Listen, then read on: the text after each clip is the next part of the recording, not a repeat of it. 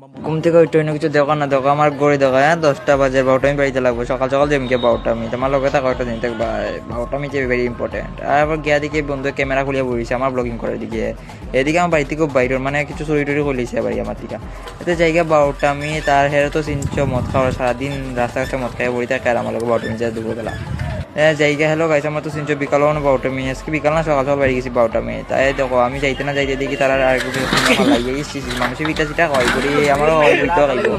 এদিকে মেইনটের মতন যারা রাস্তা তো দেখা তো মনে করে রাস্তা তো খুব সুন্দর বুঝলি ভাই, মানে হয়ে গেছে।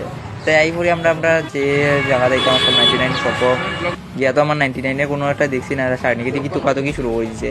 এরপর দেখি এবারটা ফাইলিছে 10 গ্রামের কাঠ কিনছি না রে, এদিকে সাইড হয়েছে এর থেকে কম পাইলে কিনবো, নিলে কিনতো না।